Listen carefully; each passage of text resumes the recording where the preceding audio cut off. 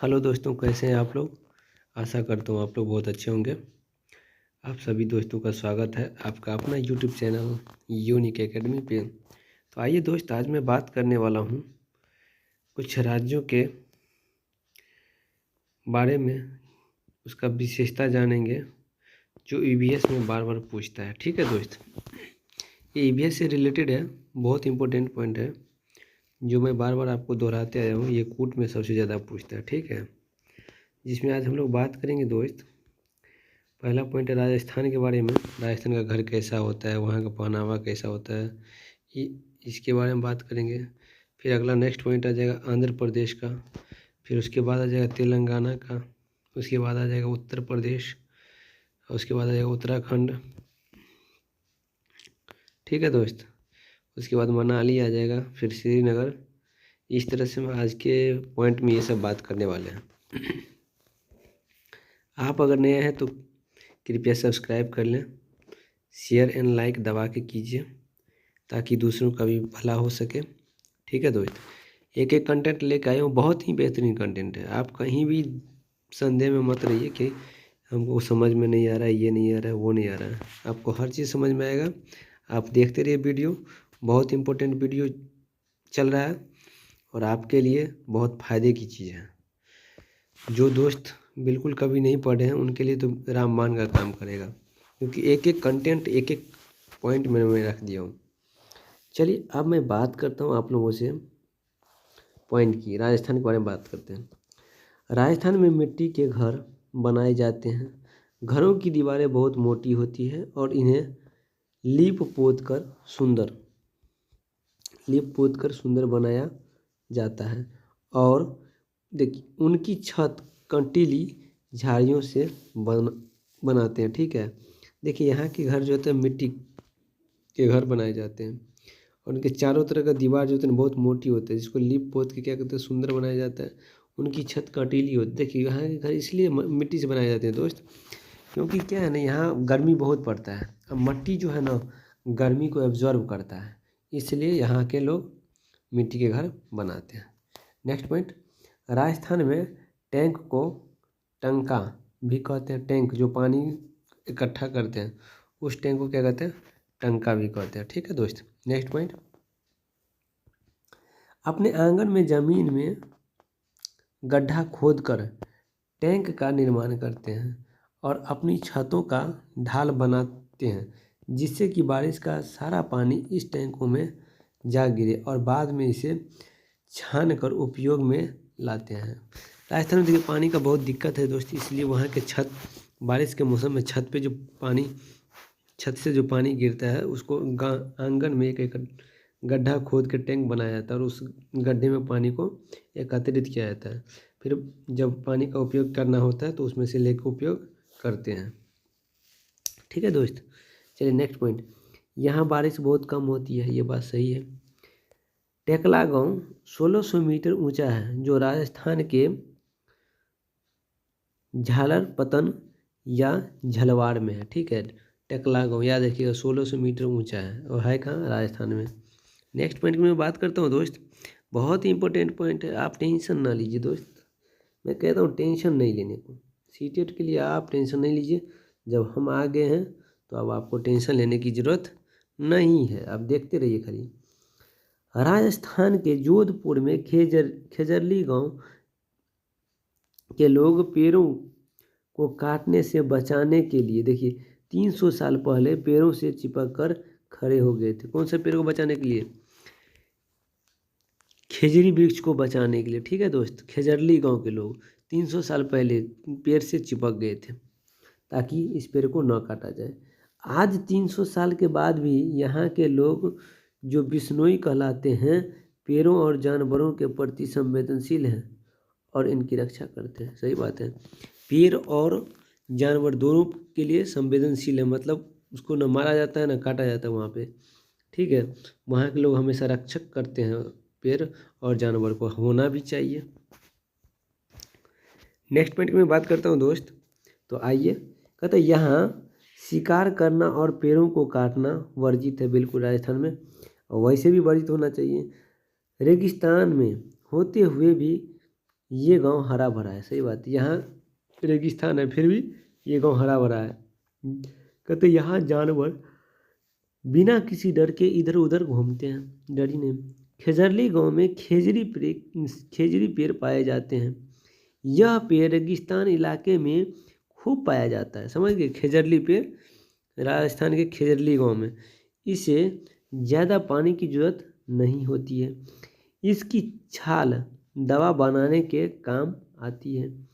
इसकी लकड़ी को कभी कीड़ा नहीं लगता।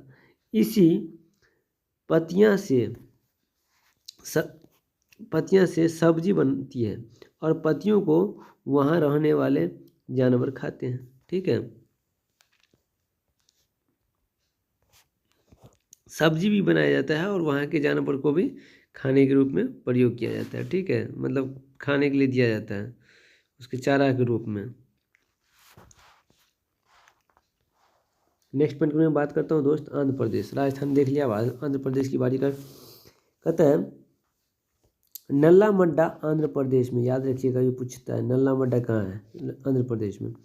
आंध्र प्रदेश में लोगों का एक समूह एक विशेष कैंप लगाता है। आंध्र प्रदेश में लोगों का एक समूह एक विशेष कैंप लगाता है। इस कैंप के द्वारा कम उम्र की शादीशुदा लड़कियों को दोबारा स्कूल भेजने में मदद की जाती है। ये ऐसा एक समूह है।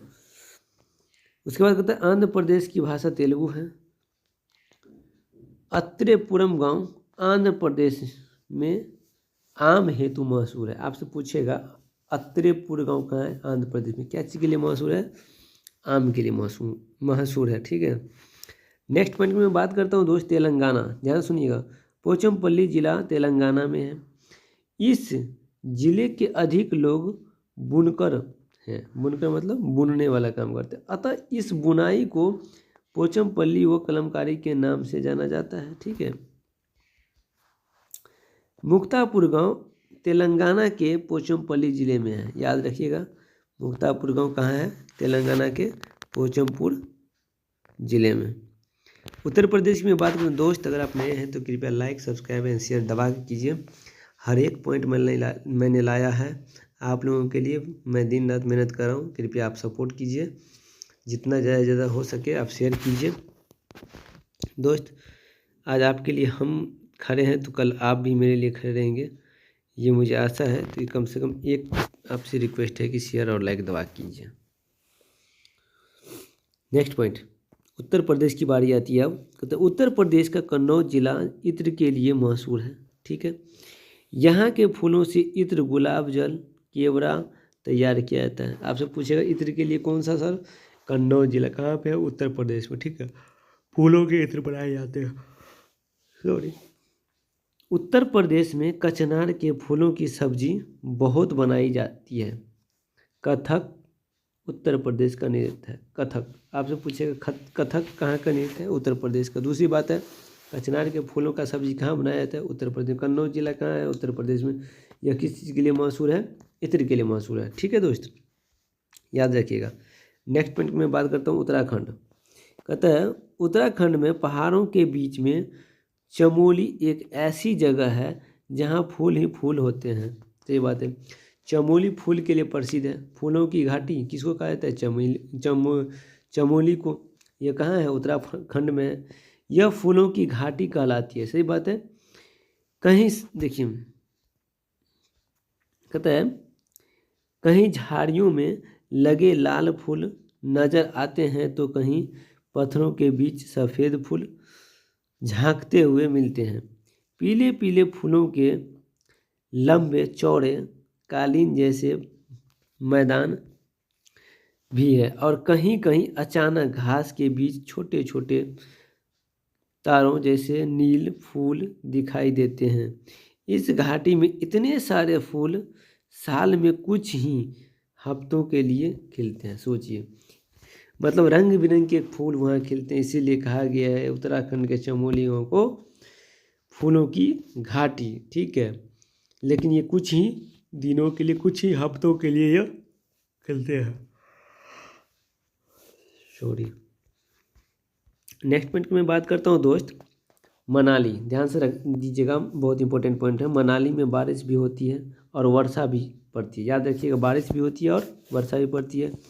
यहाँ घर पत्थर और लकड़ी के बने होते हैं। कहाँ पे? मनाली में। पत्थर और लकड़ी के घर कहाँ बने होते हैं? मनाली में। याद रखिएगा, बार बार पूछते हैं पत्थर और लकड़ी के घर कहाँ बने होते हैं? मनाली में।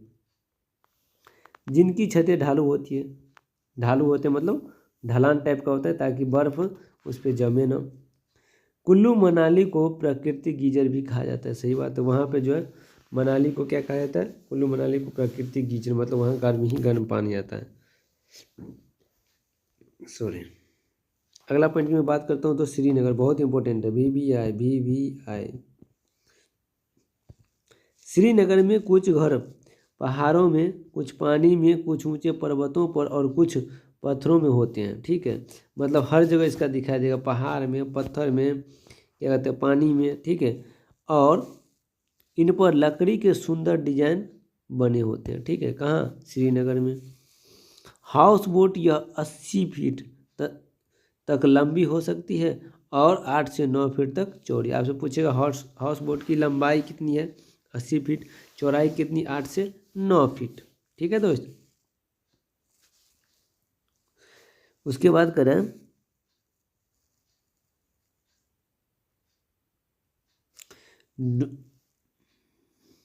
डोंगा या नाव झेलम नदी में डल झील में मिलती है। ठीक है, इसके अंदर कई कमरे होते हैं और अंदर से यह एक घर की तरह लगती है।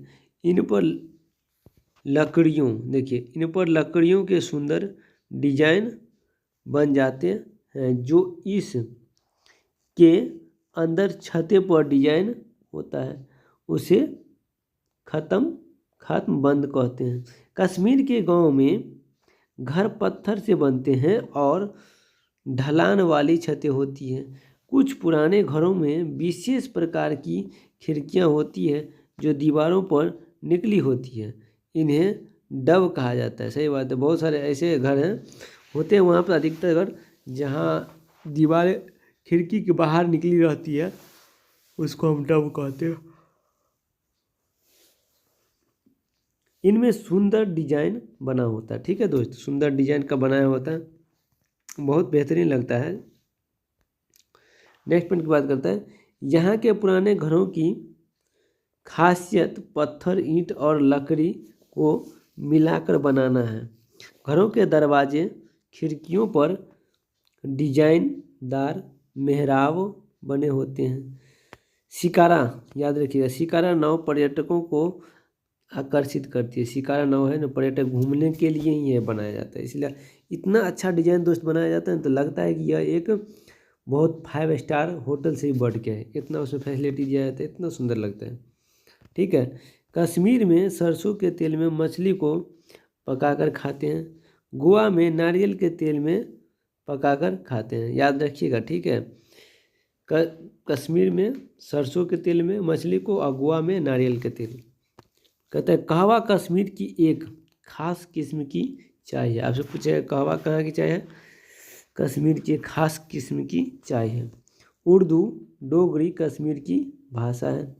नेक्स्ट पॉइंट, कश्मीरी लोग रोटी घर में नहीं बनाते हैं, ये बेकरी से खरीदते हैं। ठीक है दोस्तों, क्योंकि वहाँ महंगा पड़ता है इसलिए।